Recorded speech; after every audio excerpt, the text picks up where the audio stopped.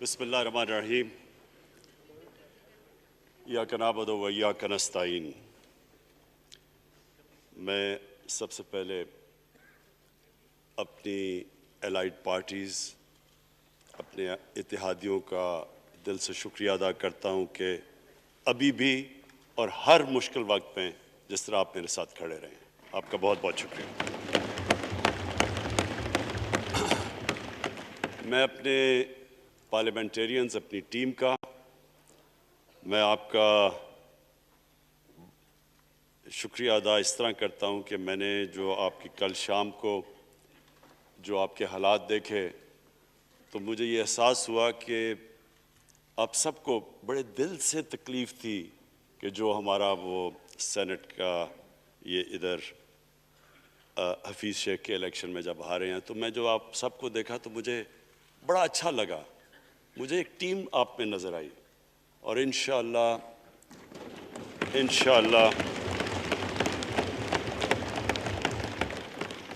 یہ ہماری ٹیم مضبوط ہوتی جائے گی، کیونکہ دیکھیں اللہ کہتا ہے کہ میں تمہارے ایمان کو بار بار آزماؤں گا۔ اللہ قرآن شریف میں ہمیں کہتا ہے۔ وہ کیوں کہتا ہے؟ وہ آپ کے ایمان کو آزماتا ہے مضبوط کرنے کے لیے۔ جب آپ ایک مشکل وقت سے نکلتے ہیں آپ اور مضبوط ہو جاتے ہیں۔ اللہ نے ایک انسان کو ایک ایسا اس کا جو سب سے بڑی جو اس کی مخلوق ہے، اشرف المخلوقات، اس کو جو اللہ نے بنایا ہے، اس کے اندر اس نے ایک کنڈیشن لگا دی ہے کہ اگر آپ نے بڑا انسان بننا ہے تو مشکل وقت کا سامنا کرو، ریزسٹنس کے ساتھ جاؤ۔ جسم ہمارا یہ ہے، جسم کو ہم بھاری ویٹ اٹھاتے ہیں، جسم تکڑا ہو جاتا ہے۔ ذہن کو جتنا ہم آزمائیں گے اور آزمائشوں میں ڈالیں گے، سب سے بڑا جو پاور ہاؤس ہے وہ ہمارا ذہن ہے، وہ اور تکڑا ہو جاتا ہے، انسان تکڑا ہو جاتا ہے۔ پارٹی بھی تب تکڑی ہوتی ہے جب وہ مشکل وقت سے نکلتی ہے۔ آپ نے کسی کو تباہ کرنا ہے تو اس کو آرام کی زندگی دے دو، وہ تباہ ہو جاتا ہے، ڈکے کر جاتا ہے انسان۔ تو میں اپنی پارٹی کو آج خراج تحسین پیش کرتا ہوں کہ آپ اس مشکل وقت سے نکلیں۔ بڑے مجھے انڈیویجول ایم این ایز کا پتہ ہے کہ انہوں نے کتنی کوشش کی یہاں پہنچنے کے لیے، آج اس ووٹ کے لیے، تو میں اور مجھے کئیوں کی طبیعت بھی ٹھیک نہیں تھی، تو میں آپ سب کا آج شکریہ ادا کرتا ہوں۔ آج میں اپنی پارلیمنٹری پارٹی کے ساتھ بھی، اور جو میری عوام آج یہ دیکھ رہی ہے، میں اس کے سامنے جو بات رکھنا چاہتا ہوں وہ یہ کہ دیکھیں ہمیں یہ کبھی بھولنا نہیں چاہیے کہ یہ پاکستان کیوں بنا تھا۔ وہ ایک انگریزی کا ایک فریز ہے کہ نیشنز وداؤٹ اے ویژن ڈائی۔ قوم کا جب اپنا مقصد اپنے نظریے سے پیچھے ہٹتی ہے مر جاتی ہے قوم۔ قوم میں کسی مقصد کے لیے بنتی ہے۔ ہم اپنے وہ جب تک وہ پتہ نہیں ہم اپنے بچوں کو نہیں بتائیں گے، خود ہم جو آج لیڈرشپ ہے، میرا غلطی سے ہاتھ ادھر چلا گیا، ادھر کی لیڈرشپ میں کہہ رہا ہوں، جو ہماری لیڈرشپ ہے اس کو پتہ ہونا چاہیے کہ یہ بہت بڑا عظیم خواب تھا پاکستان کا۔ علامہ اقبال کو نہیں پتا تھا کہ اگر پاکستان بنے گا تو آج جس طرح ہمارے 20 کروڑ مسلمان ہندوستان میں رہ جائیں گے تو وہ تو سارے پاکستان میں نہیں آ سکتے تھے۔ تو علامہ اقبال کا کیا وجہ تھی پاکستان خواب دیکھنے کی؟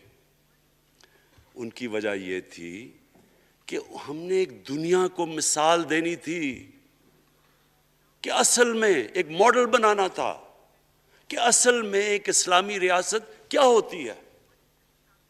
اور وہ بیس کس کے اوپر کر رہے تھے پاکستان کی اسلامی فلاحی ریاست جو ہماری آبجیکٹو ریزولوشن میں ہے؟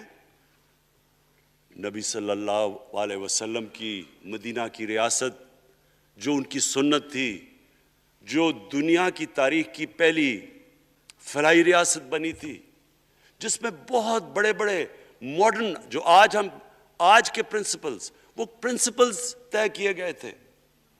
وہ ریاست بنی تھی، اور وہ ریاست ایک ماڈل ایسا تھا کہ اس کے بعد ایک جن کو کوئی جانتا ہی نہیں تھا، ایک قوم، ایک عرب قبیلوں میں تقسیم ہوئی ہوئی قوم جس کی حیثیت ہی کوئی نہیں تھی، ان اصولوں کے اوپر چلتے ہوئے یہ دنیا کی تاریخ کا معجزہ ہے جو ہوا اس کے بعد.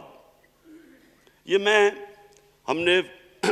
نے شفقت محمود کو کہا بھی ہے کہ ہمارے بچوں کو ہر سکول، چاہے وہ انگلش میڈیم، چاہے اردو میڈیم، چاہے دینی مدرسے، سب کو 8، 7، 8 اور 9 کلاسز میں باقاعدہ سبجیکٹ پڑھائیں کہ نبی صلی اللہ علیہ وسلم کی جو وہ زندگی تھی اور جو مدینہ میں کیا وہ کیا تھی.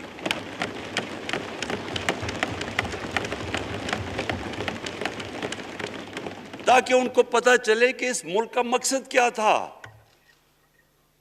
بڑے لوگ جو پاکستان نہیں چاہتے تھے وہ کیا کہتے تھے؟ وہ کہتے تھے کہ پاکستان تو بن گیا تو آپ نے جو مسلمان ہندوستان میں رہ گئے ان کو آپ نے سیکنڈ کلاس سٹیزن بنا کے چھوڑ دیا ہے. آج بیچارے مسلمانوں سے کیا ہو رہا ہے وہاں؟ تو وہ لوگ کہتے ہیں کہ اگر پاکستان نہ بنتا تو مسلمانوں کی زیادہ طاقت ہونی تھی. ایک ہندوستان میں اس طرح مسلمانوں کا برا حال نہیں ہونا تھا جو آج ہے. یہ ایک آرگیومنٹ دی جاتی ہے. اور اگر ہم پاکستان کو جس مقصد کے لیے بنا تھا اگر ہم ادھر نہیں لے کے جائیں گے تو وہ ٹھیک کہہ رہے ہیں. یہ تو نہیں تھا کہ وہاں ٹاٹا برلا تھے جو اربوں پتی اور یہاں یہ شریف اور زرداری اربوں پتی بن جائیں. اس لیے تو نہیں پاکستان بنا تھا. یہ ایک بڑی ہمیں ری الائن کرنا چاہیے اپنے نظریے کی طرف. ہمیں اپنا رخ چینج کرنا چاہیے واپس کہ یہ بڑا عظیم خواب تھا پاکستان کا. اور وہ جو تاریخ تھی، وہ جو اصول انہوں نے سیٹ اپ کیے، جن لوگوں کی حیثیت ہی نہیں تھی، یہ تاریخ کا حصہ ہے کہ اس کے بعد انہوں نے دیکھتے دیکھتے 15، 20، 30 سالوں کے اندر دنیا کی امامت کی. صرف امامت ہی نہیں کہ وہ تو منگولیوں نے بھی دنیا بڑی جلدی سے فتح کر لی تھی. چنگیز خان نے بھی بڑی جلدی اس کی فوجوں نے فتح کر لی تھی. 100 سال کے بعد وہ ختم ہو گئے تھے. انہوں نے ایک دنیا کی عظیم سویلائزیشن، جو ٹاپ سائنٹسٹ تھے، سارے دنیا کے ٹاپ سائنسدان، ایک عظیم کلچر. اور سب سے بڑی بات جو آج میں یہ کہنا چاہتا ہوں، انہوں نے اخلاقیات، ایک مورل سٹینڈرڈ سیٹ کی دنیا میں. جب مسلمان گئے انڈونیشیا اور ملیشیا، وہاں تو کوئی مسلمان کی فوج نہیں گئی، وہاں تو کوئی تلواروں سے نہیں فتح کیا. مسلمان تاجروں کا وہاں کردار دیکھ کے لوگ حیران ہو گئے کہ یہ کون لوگ آئے ہیں جو بالکل ان کی morality ایسی، نہ وہ کوئی دغا بازی کرتے تھے، نہ وہ کوئی دھوکہ دیتے تھے، اپنی زبان پہ کھڑے ہو جاتے تھے. لوگ ان سے امپریس ہو گئے کہ کون سی قوم ہے. دیکھیں اسلام ہم غلط فہمی میں ہیں، یہ سمجھتا ہے کہ جی تلوار سے اسلام پھیلا تھا. اسلام پھیلا تھا کہ وہ ایک انسان کے کیریکٹر کو ریفارم کرنے آیا تھا. ہم جب اللہ سے مانگتے ہیں، ہم نماز میں ایک ہی چیز مانگتے ہیں کہ اللہ ان کے راستے پہ لگا جن کو تو نے نعمتیں بخشی، ان کے نہیں جو غلط تباہی کے راستے پہ چلے گئے. صرف نماز میں ہم یہ چیز مانگتے ہیں، ہر روز ہم پڑھ کے یہ مانگتے ہیں. یہ 2 راستے ہیں، ایک ہے تباہی کا راستہ، ایک ہے عظمت کا راستہ. نعمتیں کس کو بخشیں؟ اللہ کے پیغمبروں کو. اور جو دنیا کا سب سے عظیم انسان، جو دنیا کا سب سے عظیم لیڈر، جس کو اللہ نے سب سے زیادہ نعمتیں بخشیں، ہمارے نبی صلی اللہ علیہ وسلم. نہ کبھی اس طرح کا انسان آیا ہے، نہ کبھی آ سکتا ہے. تو ہمیں راستہ بتایا کہ ایک ان کا راستہ ہے اور ایک دوسرا راستہ ہے، تباہی کا راستہ ہے. اور وہ جو ان کے راستے پہ چلتا گیا وہ ایک عظیم انسان بنتا گیا. ایک کتاب ہے، میں اپنے لوگوں کو ریکمینڈ بھی کرتا ہوں، کہ دی عرب کانکویسٹ، وہ پڑھنے والی کتاب ہے. اس میں بتاتے ہیں کہ جب مسلمان ایک دم دیکھتے دیکھتے دنیا میں پھیل گئے تو کوئی ایک آدمی نہیں تھا. ایک تو بڑے عظیم سپہ سالار تھا خالد بن ولید، لیکن وہ جو بھی بنتا تھا وہ جنرل عظیم بن جاتا تھا. وہ اس کتاب کے اندر لکھی انگریز نے ہے. وہ کہتے ہیں اس کی کوئی ایکسپلینیشن نہیں ہے کہ یہ کیسے ساری دنیا پہ چھا گئے. نہ ان کے پاس کوئی لیٹسٹ ویپنز تھے، ایک طرف رومنز تھے، دوسری طرف پرشینز تھے، وہ تو سپر پاورز تھے. ہتھیار تو ان کے پاس تھے. نہ ان کے پاس ہتھیار، نمبرز میں بھی وہ زیادہ تھے، ان کی فوجیں بھی زیادہ تھیں، لیکن وہ ساری دنیا پہ پھیل گئے اور ایک ایسا سویلائزیشن بنا کہ زیادہ تر تو مسلمان نہیں تھے، وہ بھی ان کو مانتے تھے، کیونکہ ان کی اخلاقیات، ان کا عدل اور انصاف کا نظام، ان کا کیریکٹر، اس کی وجہ سے لوگ آئے ہیں. یہاں جو ہندوستان میں اسلام پھیلا ہے، یہ ہمارے جو بڑے بڑے بزرگ تھے، داتا صاحب، بلے شاہ، نظام الدین اولیاء اور بابا فرید، یہ لوگ تھے. ان کو لوگ دیکھ کے، ان کے کردار سے، ان کے انٹلیکٹ، انسانیت سے لوگ مسلمان ہوئے. تو ہم آج، میں جو یہ سینٹ الیکشن ہوا ہے، میں اپنی قوم کو یہاں، یعنی مجھے شرمندگی ہوتی ہے اسپیکر صاحب کہ ہم وہ کدھر وہ خواب اور کدھر بکرا منڈی بنی ہوئی ہے ایک لوگوں کو خریدنے کے لیے، اور سب کے سامنے. یعنی ہمیں ایک مہینے سے پتا تھا کہ پیسہ جمع کیا جا رہا ہے اس سینٹ الیکشن میں، اور مجھے حیرت ہوئی کہ الیکشن کمیشن کہتا ہے کہ جی یہ تو پتہ نہیں کوئی ہم آزاد انسٹیٹیوشن ہے، یا میں ان کی کوئی آزادی کے اوپر لے رہا تھا، یا جی بڑا زبردست الیکشن. اچھا کہتے جی بڑا اچھا الیکشن کروایا. یہ مجھے اور اس سے تو مجھے اور صدمہ ہوا ہے کہ اگر یہ الیکشن اچھا آپ نے کروایا ہے تو پتہ نہیں برا الیکشن کیا ہوتا ہے.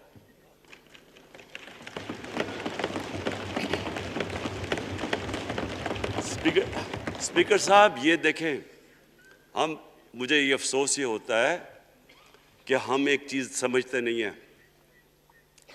ہم کہتے ہیں نا جی ہمارے معاشی حالات بہت برے ہیں. دیکھیں جی ہماری ڈیفیسٹ تھے، یہ ہمارے کرنٹ اکاؤنٹ، یہ جو بھی ہم کہتے ہیں، قرضے چڑھے ہوئے ہیں. یہ جو قرضے چڑھے ہوئے ہیں یہ ایک بیماری کے سمٹمز ہیں. بیماری کچھ اور ہے. اخلاقی طور پہ ہماری قوم کو تباہ کیا ہے، پھر معاشی تباہی آتی ہے. آج مجھے ایک ملک کا بتا دیں جس کی اخلاقیات اوپر ہو، جن کے مورل سٹینڈرڈز اوپر ہوں اور وہ غریب ہو. ایک ملک مجھے بتا دیں. اور کوئی ملک مجھے بتا دیں جتنا مرضی پیسہ ہو، وسائل ہوں، سب کچھ ہو، لیکن وہاں کی بھی جو لیڈرشپ کرپٹ ہو، وہ مجھے بتا دیں کہ اس میں خوشحالی ہو. دیکھیں یہ ساتھ ساتھ جاتا ہے. اس وقت کیا ہوا تھا مدینہ کی ریاست میں؟ کیا انہیں کوئی سونا تیل مل گیا تھا؟ کیا ہوا تھا کہ ان کے پاس کوئی پیسے آ گئے تھے؟ کیسے وہ اوپر اٹھ گئے تھے؟ کوئی انہوں نے قرضے لیے تھے؟ کس طرح اٹھے تھے اوپر؟ دنیا کے عظیم لیڈر نے ان کی اخلاقیات اٹھا دی تھی. صادق اور امین،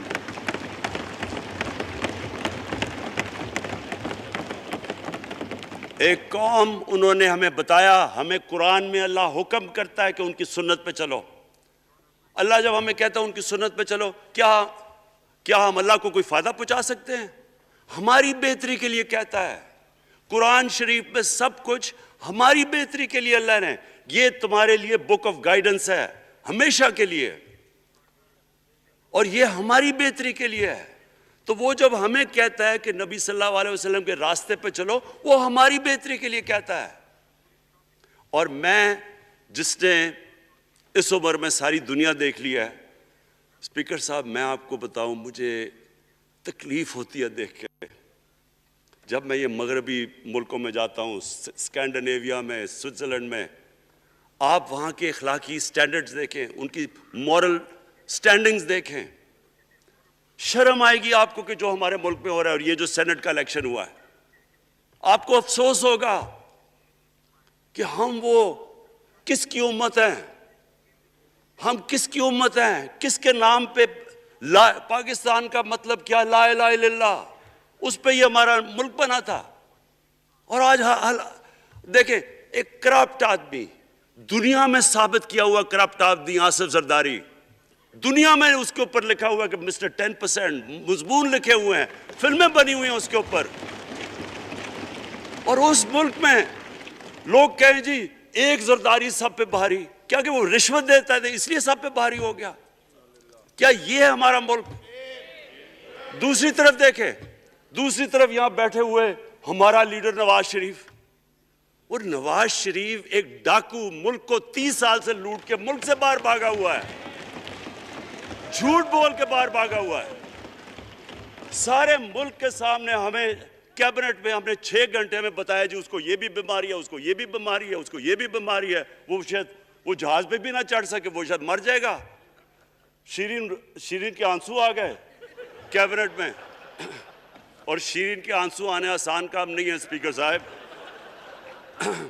تو ہم نے اس کو وہاں جیسے وہ جہاز پہ چڑھا، جیسے وہاں گیا وہ ایک دم بھی تبدیل، اور آج وہاں جا کے تقریریں کر رہا ہے، وہاں بیٹھ کے اسکیمیں کر رہا ہے، وہاں بیٹھ کے پلاننگ کر کے جی اسے اتنا پیسہ دو، ادھر پیسہ کھلاؤ۔ ساری ان کی ایک کوشش ہے، جب سے ہم 2.5 سال سے حکومت آئی ہے، یہ سارے بڑے بڑے ڈاکو اکٹھے ہو کے یہ سمجھ رہے ہیں کہ عمران خان کو کرسی کا اتنا شوق ہے کہ اس کے اوپر اتنا پریشر ڈالو کہ یہ جی ہمیں جس طرح جنرل مشرف نے این آر او دیا تھا یہ بھی دے دے گا۔ جنرل مشرف، فوج اس کے نیچے، عدلیہ اس کے کنٹرول میں، ساری میں کیونکہ میں ادھر ممبر پارلیمنٹ تھا اپوزیشن نہ ہونے کے برابر، جو اپوزیشن کے اندر جو مین آدمی تھا فضل الرحمان، وہ اس کے ساتھ ملا ہوا تھا، وہ 2 نمبر ہمیشہ سے تھا، رائٹ۔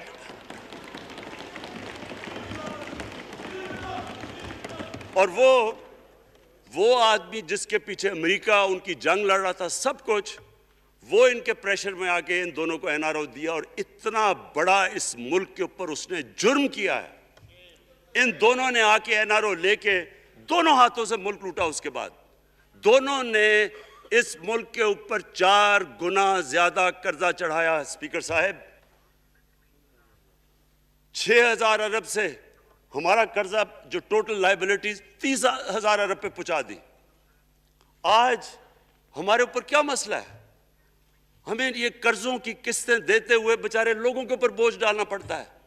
یہ جو مہنگائی ہے اس کے بعد میں بات کرتا ہوں، لیکن میں پہلے یہ بات کمپلیٹ کر لوں کہ دیکھیں اسپیکر صاحب، میں یہ 2.5 سال سے تماشے دیکھ رہا ہوں۔ یہاں پہلے دن پرائم منسٹر بن کے پرائم منسٹر تقریر کرنے جا رہا ہے، کھڑے ہو کے تقریر نہیں کرنے دی۔ کیوں تقریر نہیں کرنے دی؟ کیونکہ ان کو پہلے دن سے ڈر تھا کہ یہ ہمارے جو کرپشن کے کیسز یہ معاف نہیں کرے گا۔ کرپشن کے کیسز ہم نے نہیں بنائے تھے اسپیکر صاحب، یہ سارے ان کے دور کے کیسز بنے ہوئے ان کے اوپر۔ آپس میں تو ان کا مکا تھا، اپنا نیب کا چیئرمین آپس میں مل کے کیسز ان کے بند کر رہا ہے۔ عدلیہ اس وقت کی عدلیہ وہ ان کے ہاتھ میں تھی، ان کو تو مسئلہ ہی کوئی نہیں تھا۔ وہاں $60 ملین آصف زرداری کا سوئٹزرلینڈ میں پڑا ہوا ہے، وہ جج کہہ رہا ہے کہ واپس لے کے آؤ۔ وہ یوسف رضا گیلانی جو یہاں سے سینیٹر بنا ہے، وہ پاکستان کا $60 ملین پڑا ہوا ہے سوئٹزرلینڈ میں، وہ جج کہہ رہا ہے کہ واپس لے کے آؤ، وہ کہتا نہیں جی میں نہیں خط لکھتا۔ بھئی آپ کے باپ کا پیسہ تھا، پاکستانی قوم کا پیسہ تھا، اس کے اوپر وہ ڈسکوالیفائی ہو جاتا ہے۔ وہ ایسے پھر رہا ہے جس طرح نیلسن منڈیلا کا ڈسکوالیفائی ہو گیا۔ اسپیکر صاحب میں یہ چیزیں آپ کو اس لیے بتا رہا ہوں، میں تو ان کو 30 سال سے جانتا ہوں۔ دیکھیں جب تک ہم اس ملک میں اپنی اخلاقیات ٹھیک نہیں کریں گے، مورل سٹینڈرڈز ٹھیک نہیں کریں گے، جب اس طرح کے الیکشن ہوں گے کہ کھل کے پیسہ چل رہا ہے اور ہم کہیں گے نہیں جی وہ پٹواری کیوں پیسے لیتا ہے، تو وہ تھانے دار کیوں پیسے لیتا ہے، وہ سرکاری نوکر، وہ تو بیچارہ جو نچلا طبقہ ہے وہ تو واقعی جس طرح شیخ رشید نے کہا ہے، مہنگائی جو بڑی ہے بیچارے لوگوں کی تنخواہ میں گزارا نہیں ہو رہا، ان کو ہم کہہ رہے ہیں کہ آپ بالکل ایماندار بنیں. اور یہ جن کا اتنا ان کے پاس پیسہ ہے اسپیکر صاحب, میں آپ کو یقین سے کہتا ہوں ان کو خود نہیں پتا کہ ان کا کتنا پیسہ باہر پڑا ہے. اتنے 30 سال سے چوری کر رہے ہیں یہ پیسہ, اور 30 سال سے پیسہ چوری کر کے اب ان کی کوشش یہ ہے کہ عمران خان کے اوپر پریشر ڈالو سارے چور مل کے کہ جی کبھی ہم گورنمنٹ گرا دیں گے, کبھی ہم وہ نکلاتے ہیں وہ. آپ سوچیں فیٹف کے اوپر, اب فیٹف ہماری وجہ سے تو نہیں فیٹف پہ ہم گرے لسٹ میں آئے, یہ تو نون لیگ کے دور میں گرے لسٹ میں آئے ہیں. اب اگر فیٹف کی بلیک لسٹ میں پاکستان جاتا ہے تو یہاں سب کو پتا ہے کہ سینکشنز لگ جائیں گی. تو آگے مشکل سے ہم نے اکانومی کو سٹیبلائز کیا, مشکل سے. اگر بلیک لسٹ میں جاتا ہے تو اکانومی سیدھی نیچے.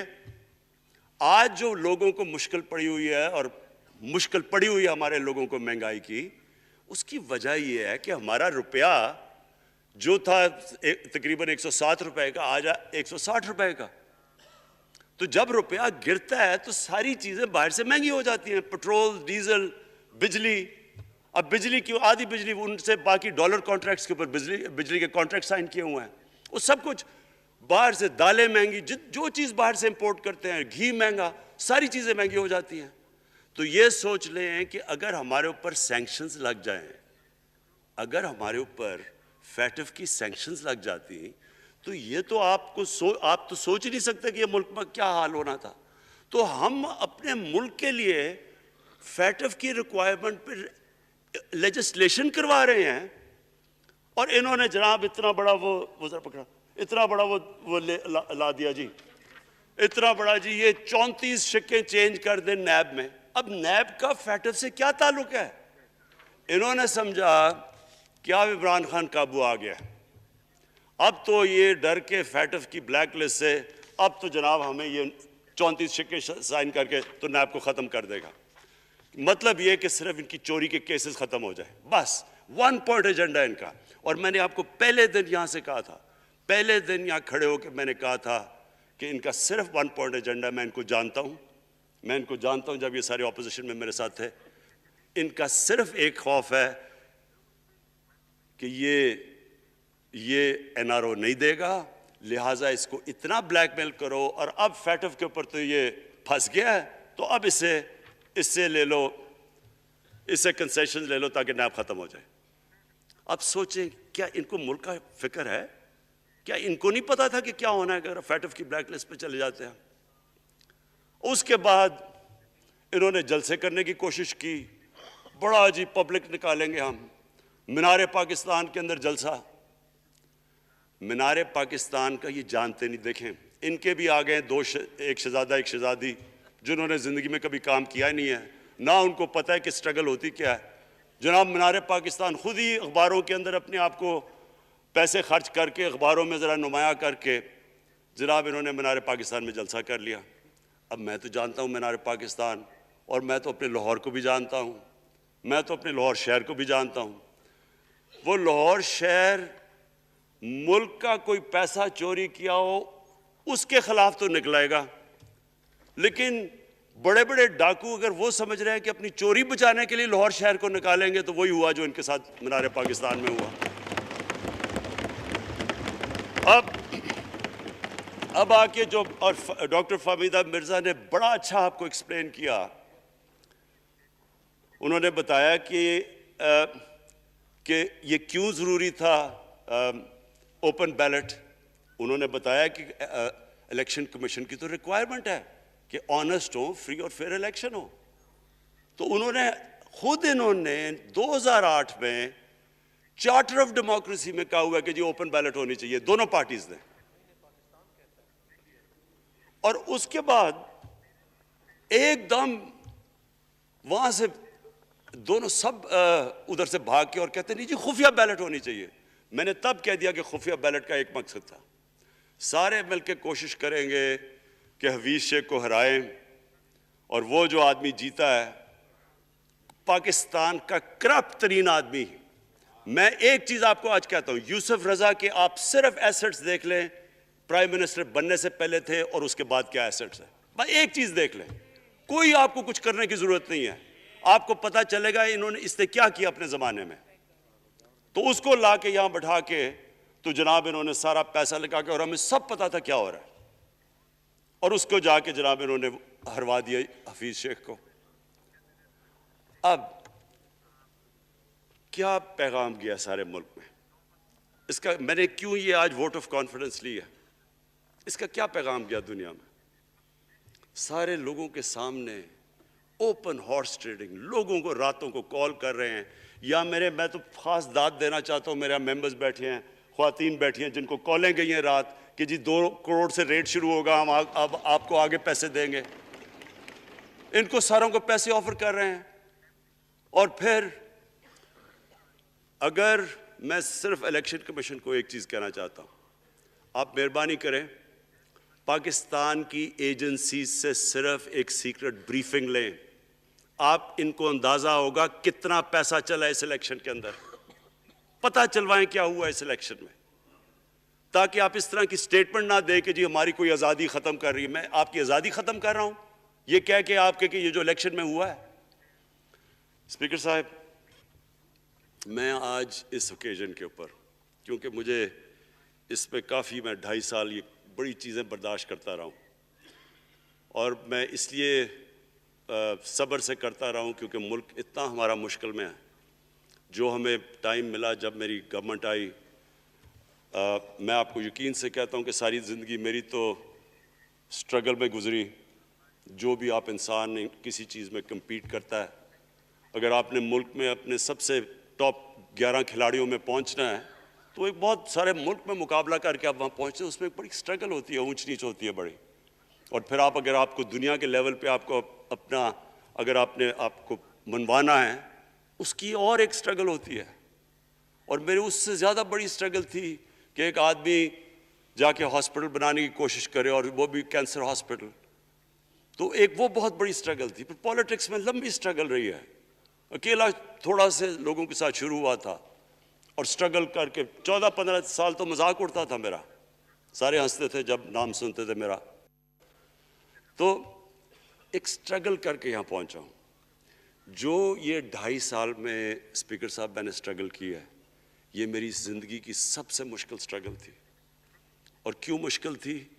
کیونکہ جو یہ 10 سال میں اس کو ڈیکیڈ آف ڈارکنس کہتا ہوں, ایک انہوں نے تباہ کیا. صرف 10 سال پہلے اداروں کے حال دیکھ لیں, کوئی ادارہ اٹھا لیں, پی آئی لے لیں, ریلوے لیں, سٹیل مل 8 ارب روپے کا پروفٹ لے کے بیٹھی ہوئی تھی. 8 ارب روپیہ سٹیل مل میں پروفٹ تھا جب تک کہ زرداری نے ہاتھ نہیں مارا اس کو. اپنا وہ ریاض لال جی فرنٹ مین رکھ کے ہمارے سامنے, میرے پاس آئے لوگ چیمبر والے, انہوں نے کہا جی یہ سٹیل مل سستی بلٹس اس کو بھیج رہا ہے, اس کے تھرو پیسے دے رہا ہے. وہ سٹیل مل آج بند پڑی ہے. ایک ادارہ انہوں نے تباہ کیا, بھرتیاں کی لوگوں کی.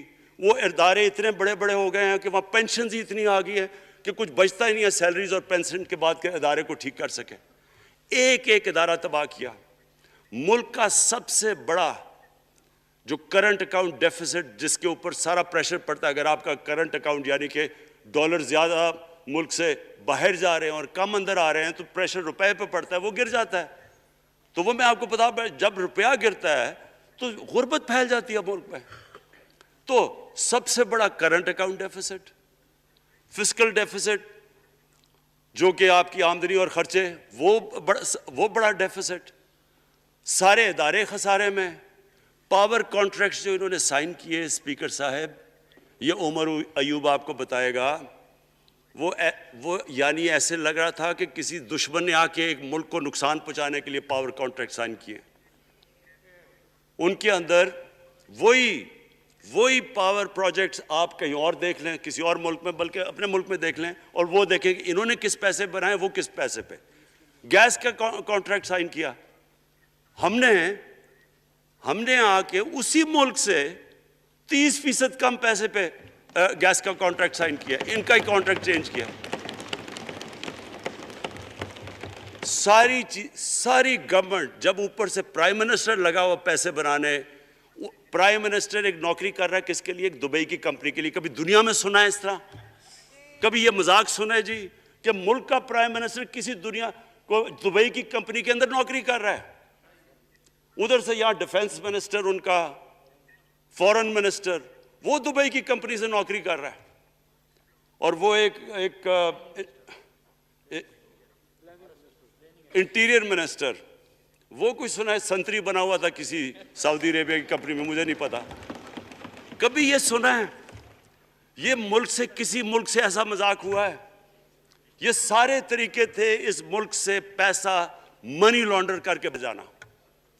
آج مجھے یہ بتائیں، میں یہ جو سارے ہماری اپوزیشن ہے، میں ان سے سوچتا ہوں، میں کئی دفعہ ان کی شکلیں دیکھ کے پوچھتا ہوں ان سے کہ کیا آپ واقعی سمجھتے ہیں کہ آپ دونوں کے لیڈر ایماندار ہیں؟ کیا یہ واقعی سمجھتے ہیں کہ ان کی جو یہ دولتیں بڑی ہیں یہ ایمانداری سے بنی ہیں؟ یعنی کیا ان کو کوئی ملک کی فکر نہیں ہے کہ یہاں کا پیسہ، کیا ان کے بیٹے ہیں؟ میں ذرا مجھے یہ بتائیں، 3 دفعہ ملک کا پرائم منسٹر، اس کے دونوں بیٹے باہر بیٹھے ہوئے ہیں. میں لنڈن کو جانتا ہوں اسپیکر صاحب، وہ اربوں اربوں روپے کی پراپرٹی ہے، وہاں کے بڑے بڑے رئیس ان ایریاز میں نہیں رہ سکتے جدھر ان کے 2 بیٹے رہ رہے ہیں. ملک سے بھاگ گئے. جی ہم پاکستانی شہری نہیں ہیں. کیوں پاکستانی شہری نہیں؟ کیوں یہاں بتا ہی نہیں سکتے کہ وہ پیسہ کدھر سے آیا جو انہوں نے اتنی بڑی پراپرٹیز لی ہوئی ہے. اور یہ کچھ نہیں ہے جو انہوں نے بنامی پراپرٹیز لی ہوئی ہیں. کسی کو اندازہ ہی نہیں ہے ان کا کتنا پیسہ باہر پڑا ہے. زرداری کے پاس کیا تھا پہلے، اس کی جو باہر پراپرٹیز ہے. تو کیا ان لوگوں کو نہیں پتا کہ اس ملک کا پیسہ چوری کر کے یہ باہر لے کے جا رہے ہیں اور یہ پھر بھی ان کی سپورٹ کر رہے ہیں؟ اور یہ جو سینٹ کا الیکشن، کیا انہیں نہیں پتا کہ بڑا جی عقل مند پولیٹیشن ہے زرداری، لوگوں کو رشوت دے کے ان کو خرید رہا ہے؟ ساری قوم کے سامنے یہ ہو رہا ہے. میں یہ صرف آخر میں یہ کہنا چاہتا ہوں اس ایشو کو ختم کرتے ہوئے کہ دیکھیں اسپیکر صاحب، کوئی ملک آگے نہیں بڑھ سکتا ایسے. میں اکیلا عمران خان کو کرپشن کر کے کرپشن نہیں ٹھیک کر سکتا.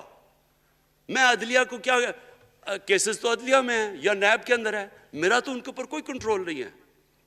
میں آج پاکستان کی عدلیہ کو اور نیب کو، جو آپ کو میری گورنمنٹ سے مدد چاہیے کنوکشنز کرنے کے لیے، ساری چیزیں ایک طرف، یہ اس ملک کا سب سے بڑا مسئلہ ہے. جب تک آپ لوگوں کو سزا ہی نہیں دیں گے،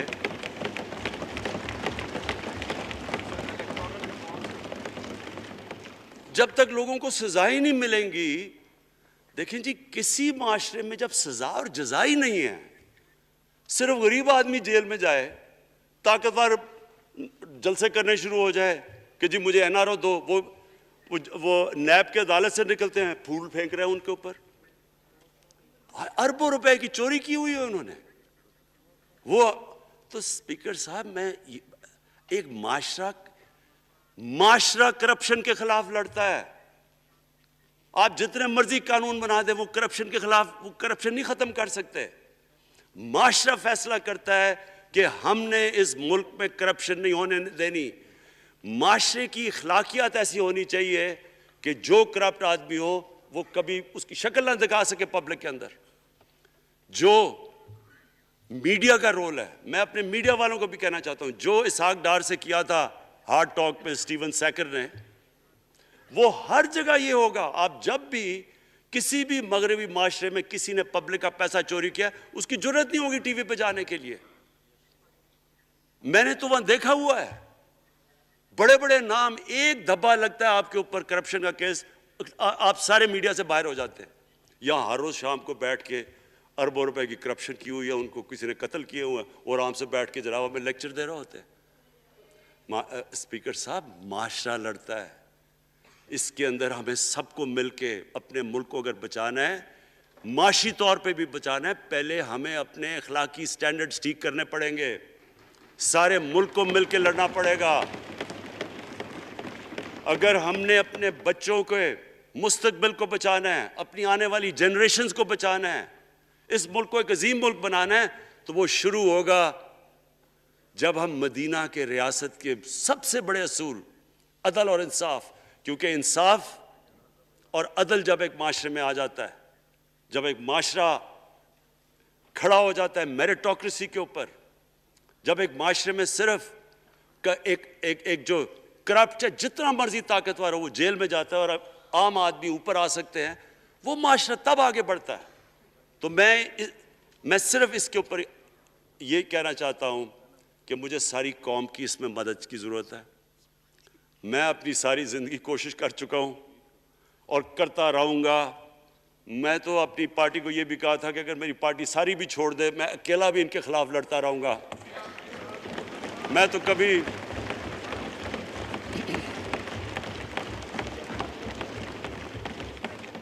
اسپیکر صاحب آخری گیند تک لڑنے والا کیپٹن تھا، آخری گیند تک لڑوں گا، وہ تو کبھی میں ہار مانوں گا نہیں۔ لیکن یہ وقت آ گیا ہے کہ ملک کو اپنے آپ کو بچانا ہے، آنے والی جنریشنز کو ہم نے بچانا ہے۔ ہم تب تک نہیں کر سکتے انفارچونیٹلی جب تک ہم سب مل کے فیصلہ کریں کہ یہ جو اوپر بیٹھے ہوئے ہیں جنہوں نے 30 سال سے ملک کو چوری کر رہے ہیں، ان کو ہم بجائے وہ صحافی جا کے کہہ رہے ہیں جی ہائی کورٹ کے اندر کی جی اس کو تقریر کرنی دینی ہے، وہ نیلسن منڈیلا جو باہر بیٹھا وہ تقریر کرنا چاہیے جی، پتہ نہیں عوام کو سننا چاہیے کہ وہ یہاں سے بھاگا کیسے، اس کے پیسے کیسے، یعنی کہ میں حیران ہو گیا تب۔ اور اب اسپیکر صاحب میں صرف مختصر بات کر دوں آگے کی۔ دیکھیں پاکستان ایک مشکل وقت سے نکل کے اب ہم ایک سٹیبل اور آگے بڑھنے کے سٹیج پہ آ گئے۔ ہماری اللہ کا شکر ہے، جو سب سے مشکل چیز ہوتی ہے کرنٹ اکاؤنٹ، بڑی دیر 17 سال کے بعد 5 مہینے پاکستان کا جو کرنٹ اکاؤنٹ ہے وہ سرپلس پہ چلا گیا۔ یعنی ہمارے جتنے ملک میں ڈالرز آ رہے ہیں اور جتنے باہر جا رہے ہیں، اللہ کا کرم ہے زیادہ ڈالرز آ رہے ہیں، ہمارا روپیہ خود ہی، ہم پیسے نہیں لگا رہے اس کو، خود روپیہ سٹرینگتھ گین کر رہا ہے۔ یہ بڑا امپورٹنٹ ٹائم ہے کہ اس وقت، اور یہ اس کے باوجود کہ اس ملک میں کرونا ہوا، ساری دنیا کی اکانومیز کرونا میں بری طرح متاثر ہوئی، اس کے باوجود اوپر والے کے کرم خاص طور پہ، اور میں کہوں گا کہ ہماری جو ٹیم تھی، ہمارا جو جس طرح ہم نے مانیٹر کیا اور جس طرح ہم نے ڈیٹا بیس گیدر کیا اور ہم نے ہر ایک چیز فالو کر کے ہم نے جیسے اپنے لوگوں کو بچایا ہے، میں خاص طور پہ اپنی ٹیم یاسد عمر اور ہماری جو ٹیم تھی اپنی ڈاکٹر فیصل، میں ان کو خاص طور پہ خراج تحسین پیش کرتا ہوں۔ تو اس مشکل وقت سے بھی آپ دنیا میں دیکھیں اور جس طرح پاکستان نکلا ہے۔ اب دیکھیں آگے ہمارا چیلنج کیا ہے۔ ہمارا چیلنج یہ ہے کہ ہم اپنی جو ایکسپورٹس ہیں ان کو بڑھائیں، کیونکہ صرف گروتھ ایک ہی طرح ہوتی ہے، ایکسپورٹ لیڈ۔ اللہ کا شکر ہے کہ بیرون ملک پاکستانیوں نے ریکارڈ پیسہ پاکستان بھیجا ہے جو کہ ہمارے ملک میں آیا ہے ریمیٹنسز کے۔ اب ہم نے انویسٹمنٹ کے اوپر لگے ہوئے ہیں۔ اس وقت سب سے زیادہ کمپنیز رجسٹر ہوئی ہیں SECP میں، اس کا مطلب کہ نئی انویسٹمنٹ پاکستان میں آنے والی ہے، لوگ تیار ہو گئے انویسٹ کرنے کے لیے۔ ہمارا صرف مسئلہ اسپیکر صاحب ایک ہے بجلی کا، یہ بڑا مسئلہ ہے۔ کانٹریکٹ مہنگے سائن کیے ہوئے، جو کانٹریکٹ سائن کیے ہوئے ہیں جس پہ وہ بجلی پروڈیوس ہو رہی ہے، بدقسمتی سے وہ اگر بجلی کی قیمت بڑھاتے ہیں تو لوگ آگے اور مشکلوں میں پڑے ہوئے ہیں، بجلی کی وجہ سے سب چیزیں مہنگی ہو جاتی ہیں۔ نہیں بڑھاتے تو قرضے، وہ جو گردشی قرضے ہیں وہ بڑھتے جا رہے ہیں۔ ہمارا ایک یہ چیلنج ہے، اس کے اوپر صرف اپنی قوم کو بتانا چاہتا ہوں کہ باقاعدہ ہم ہر طریقہ سوچ رہے ہیں کہ ہم نے اس میں سے کیسے ہم نے اپنے لوگوں کے اوپر بوجھ کم کرنا ہے۔ ایک تو میں اپنی ٹیم کو یہ بھی کامیابی دیتا ہوں کہ بڑی دیر اور مشکلوں سے IPPs کے ساتھ ہم نے نئے کانٹریکٹ سائن کیا، جس کے اندر بہت پاکستان کا پیسہ بھی بچے گا اور جو آگے جا کے قرضہ بڑھنا تھا وہ نہیں بڑھے گا۔ جو میرے اوپر سب سے زیادہ پریشر ہے اس وقت اسپیکر صاحب وہ ہے مہنگائی کا۔ مہنگائی میں نے آپ کو بتایا بھی دیا کہ مسئلہ ایک جب آپ کے روپیہ گرتا ہے تو جب چیزیں مہنگی ہو جاتی ہیں، ایک وہ ہے۔ لیکن میں اپنی قوم کو صرف ایک چیز کہنا چاہتا ہوں کہ سب سے زیادہ اس وقت میری حکومت ایک ہی چیز پہ لگی ہوئی ہے کہ ہم کس طرح لوگوں کے اوپر مہنگائی کا بوجھ کم کریں۔ اس کے لیے ہم بڑی بڑی چیزیں آپ کے سامنے لے کے آئیں گے آنے والے دنوں میں، جس میں کوشش یہ ہے کہ ہم اپنے ملک میں جو سارا نچلا طبقہ ہے ان کو سبسڈائز کریں، اپنے احساس پروگرام کے ذریعے ان کو ڈائریکٹلی ہم فنڈ کریں۔ یہ انشاءاللہ آپ کے ساتھ لائے گا. ابھی میں نے ایکسپیریمنٹ ایک اور شروع کر دیا, وہ ایک ہفتے تک ابھی ٹرائل پہ ہے, کہ ہم ایک پروگرام لے کے آ رہے ہیں کوئی بھوکا نہ سوئے. ہم نے خاص کچنز بنائے ہیں, ایریاز چوز کیے ہیں جدھر سب سے زیادہ بھوک ہے, تاکہ ہم کم از کم جب تک ہماری ملک اٹھتا ہے اوپر, ہم کم از کم ان تک کھانا پہنچائیں کہ ہمارے ملک میں کوئی بھوکا نہ سوئے. اور یہ پوری میں کیمپین شروع کرنے لگا ہوں. ہیلتھ کارڈ پنجاب کے اندر اور پختونخوا میں, پختونخوا کی گورنمنٹ کو تو میں خاص مبارک دیتا ہوں کہ انہوں نے سارے اپنے پختونخوا کے لوگوں نے خاندانوں کو کور کر لیا ہیلتھ انشورنس سے. یہ بڑے بڑے امیر ملکوں میں بھی ایسا نہیں ہوتا کہ ہر ایک خاندان کے پاس 10 لاکھ روپے کی انشورنس ہوگی, کسی بھی ہسپتال میں جا کے اپنا علاج کروا سکیں. میں خاص طور پہ میں آپ کی اور آپ کی ٹیم کو میں خاص مبارک دیتا ہوں کہ اس سال کے اینڈ تک وہ سارے پنجاب کے اندر ہیلتھ کارڈ پہنچا دیں گے. یہ ایک عام آدمی کے لیے سب سے بڑی, کم از کم جیسے جیسے ہم اپنے ملک کو اٹھا رہے ہیں تو کم از کم ہم لوگوں کی بنیادی ضروریات پوری کریں. اور جو کسان ہیں جی, کسانوں کے لیے ایک بڑا زبردست پروگرام لے کے آ رہے ہیں. اس کے اوپر بھی ہم نے بڑا برین سٹارمنگ کی ہے کہ کیسے ہم کسان کی مدد کر سکتے ہیں. پرابلم تو ہمارے پاس یہ ہے نا کہ جتنا ہم پیسہ اکٹھا کرتے ہیں, آدھا پیسہ قرضوں کی قسطوں پہ چلا جاتا ہے, تو پیسہ کم بچتا ہے.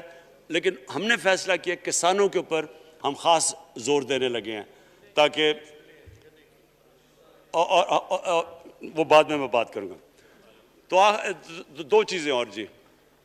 دیکھیں, میں قوم سمجھتی ہے نا کہ اب ہم کیسے یہ جو قرضے ہمارے اوپر چڑھے ہوئے ہیں ان سے کیسے نکلنا ہے. اس سے صرف ایک ہی طریقہ نکلنے کا کہ ہم اپنے ملک میں دولت کے اندر اضافہ کریں, ویلتھ کریشن کریں. اس کے لیے ہم کیا کرنے جا رہے ہیں؟ اس کے لیے ہم نے میگا پروجیکٹس بنائے ہوئے ہیں. ایک ہے راوی سٹی لاہور, دوسرا اس وقت ایک والٹن کے اوپر ایک ہم بزنس سینٹر بنانے لگے ہیں لاہور کا, وہ بہت میگا پروجیکٹ ہے. اور پھر تیسرا جو ہے ایک جزیرہ بنڈل آئلینڈ, کراچی سے تھوڑے 1-2 کلومیٹر کے فاصلے پہ. ان سے یہ کیوں کرنے جا رہے ہیں؟ میں صرف لوگ سمجھیں کہ کیوں. ایک تو یہ ہمارے شہر پھیلتے جا رہے ہیں, جتنا شہر پھیلتا جائے گا نہ آپ ان کو سیوریج دے سکتے ہیں, نہ پانی دے سکتے ہیں, نہ صفائی کر سکتے ہیں. تو جو دنیا کے ماڈرن سٹیز ہیں وہ اوپر جاتے ہیں, یعنی وہ بلڈنگ اوپر جاتی ہے, بجائے اگر آپ پھیلتے جائیں تو مشکل ہو جاتا ہے سرو کرنا. تو ایک تو ماڈرن سٹیز پہلی دفعہ بنا رہے ہیں پاکستان میں اسلام آباد کے بعد. ایک وہ راوی سٹی, وہ بہت ضروری ہے. اس سے لاہور کا جو پانی نیچے جاتا جا رہا ہے وہ ہم وہاں بیراج بنا کے پانی اس کا بچانے لگے ہیں. اور دوسرا ماحولیات کے لیے وہاں ہم بہت بڑے پیمانے پہ اربن فارسٹ اور درخت اگانے لگے ہیں, کیونکہ وہاں لاہور میں بہت بڑا پرابلم ہے اس کا. وہی بنڈل آئلینڈ کا بھی مقصد یہ ہے کہ وہاں سارا سیوریج جا رہا ہے کراچی کا, اس کی سیوریج کو ٹریٹ کریں اور ایک ماڈرن سٹی بنائیں, بجائے کراچی پھیلتے پھیلتے حیدرآباد پہنچ جائے, ایک پوری اوپر سٹی بنائیں جو ایک ماڈرن سٹی ہو. تو لیکن اس کا اصل مقصد یہ ہے کہ اس سے پیسہ جنریٹ ہوگا, اربوں کھربوں روپیہ ہم جنریٹ کریں گے, اور اس پیسے سے ہم پھر یہ قرضے واپس کریں گے. اور دوسری چیز, باہر سے انویسٹمنٹ آئے گی. بیرون ملک پاکستانی جو سب سے بڑا ملک کا اساس ہے, وہ باہر آ کے وہ ان کے اندر انویسٹ کرنے کے لیے تیار ہے, ان بڑے بڑے پروجیکٹس کے اندر. اور جیسے فورن ایکسچینج آئے گا, ہمارے ریزروز بڑے ہوں گے, ہمارا روپیہ سٹیبل ہوگا, اور اس سے جو ویلتھ کریشن ہوگی اس سے ہم پھر اپنے قرضے واپس کریں گے. اس کے علاوہ 50 سال کے بعد 2 بڑی ڈیمز بن رہی ہیں. پاکستان کی تاریخ میں صرف 2 بڑی ڈیمز تھیں, اب یہ 2 اور بادشاہ ڈیم اور ممن ڈیم بنا رہے ہیں. یہ انشاءاللہ ان کے اوپر کام شروع ہو گیا ہے.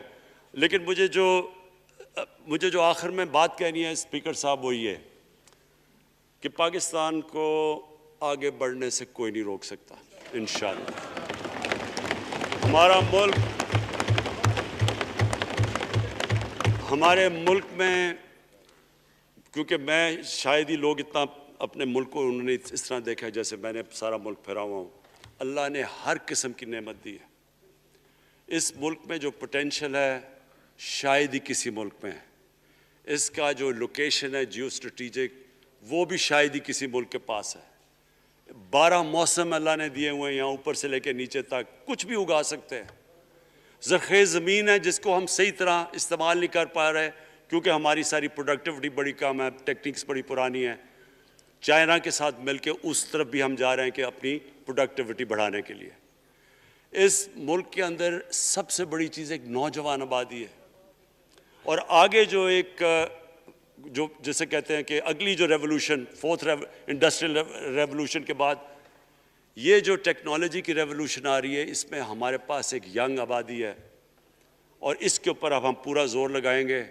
اور انشاءاللہ یہ جو ہماری آبادی ہے یہی ایک ینگ آبادی پاکستان کو اٹھا دے گی اگر ہم ان کو صحیح معنی میں ٹیکنیکل ایجوکیشن دے دیں.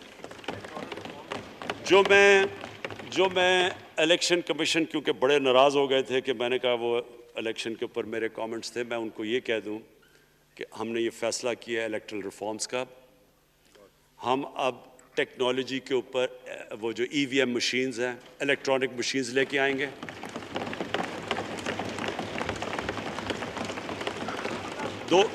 دو چیزیں کر رہے ہیں. اوورسیز پاکستانیز کے لیے آپ پورے لگے ہوئے ہیں کہ اوورسیز پاکستانیز بھی ووٹ ڈال سکیں, اور دوسری چیز الیکٹرانک مشینز لے کے آ رہے ہیں. اور کیونکہ یہ الیکٹرانک مشینز کے بغیر ہمیں الیکشنز نہیں کرنے چاہیے, نہیں تو جو ہارتا ہے وہ کہتا ہے جی دھاندلی ہو گئی.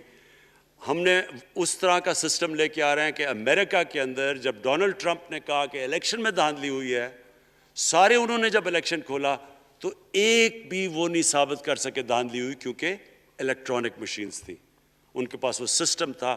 انشاءاللہ وہ سسٹم لے کے آ رہے ہیں تاکہ ہمیشہ کے لیے آگے سے یہ چیز ختم ہو جائے کہ جو ہارا تھا وہ ہار مانے گا, جو جیتے گا وہ جیت. جس طرح کہ انشاءاللہ ہماری حکومت کرے گی, جس طرح کہ ایز کیپٹن پاکستان دنیا کی کرکٹ کی تاریخ میں پہلی دفعہ نیوٹرل امپائرز میں لے کے آیا تھا. بہت بہت شکریہ.